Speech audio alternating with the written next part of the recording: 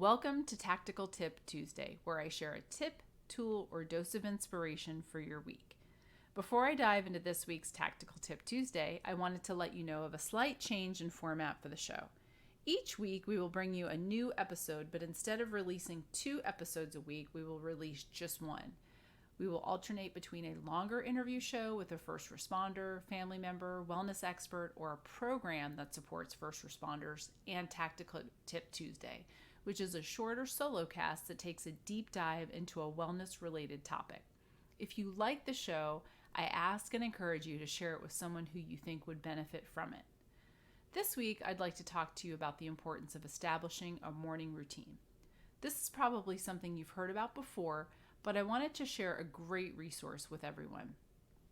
Before having kids, I'd sleep in until it was time to get up, get ready, grab coffee, and head out the door, unless I'd already been called into work the night before.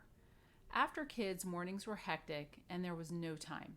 Eventually, my husband and I would take turns going to the gym at 4:30 a.m. since our workouts were non-existent as new parents.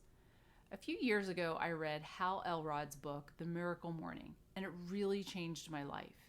He discusses his Savers model, which details the benefits of practicing the following each morning: silence, affirmations, visualization, exercise, reading, and scribing or journaling.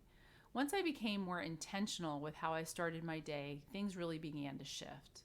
Consider what you do every morning. Do you wake up and immediately look at your phone and look at the news, email, or social media? I know this can be a challenge for a lot of us, especially first responders.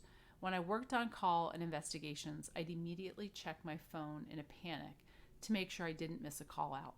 And if I didn't, then I would check the news to see what potential cases were waiting, or sometimes even thinking, crap, I hope I don't get assigned that cluster. One study that looked at 94 Android users found that they touched their phones on average 2,617 times a day, and 87% checked their phones that brought them out of a deep sleep between the hours of midnight and 5 a.m.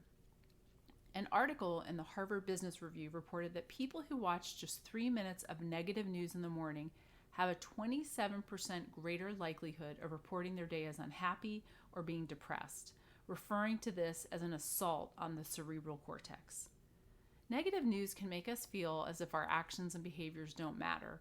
This is called learned helplessness. Establishing a morning routine is a roadmap that can guide the way that your productivity, attitude, and overall day can go. The book discusses 6 categories, but I'm a firm believer in small, incremental change. Choose 1 or 2 items and fit them into the time that you have allotted. For example, if waking up an hour earlier isn't doable, try just 10 or 15 minutes until you get that down, then you can add on. Remember, a morning routine sets the tone for your day.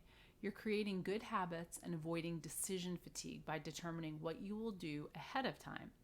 We only have a certain amount of energy and willpower in any given day, and this can slowly erode over the course of the day, so make an effort to build up to making the first hour of your day as routine as possible. If you're looking for ideas or suggestions, or you could add to your morning routine, here are some. Number 1, meditation. This is the silence part of the SAVERS acronym from the book. Taking time to be still and quiet with no distractions. Number 2, positive affirmations. I can't help but think of the Saturday Night Live skit with Stuart Smalley sitting in front of a mirror with his sweater saying, "I'm good enough, I'm smart enough, and gosh darn it, people like me." If you don't know what I'm talking about, Google it. It's a hoot. In all seriousness, this can be a powerful practice and can help prime your brain for whatever it is that you want in your life. Maybe you want more ease, or you just want your affirmation to relate to a fitness-related goal, something having to do with a relationship, finances, or a job promotion. Number 3, visualization. This practice can help you to achieve your goals, and many professional athletes use this practice. I will occasionally practice visualization during my meditation, which is another option.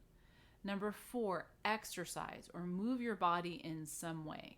This can help energize your body after a night of stillness. It can help increase metabolism, blood flow, and encourage healthy choices throughout the day.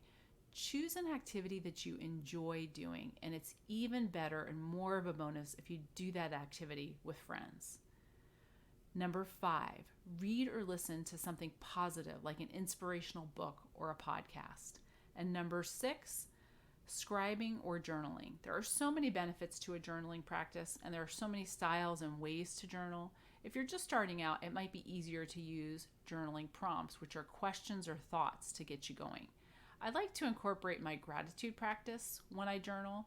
I will write about 3 things that I'm grateful for and why. This helps to encourage more optimism and mindfulness throughout my day. Journaling can also improve creativity, memory, and can be an effective tool for healing from trauma.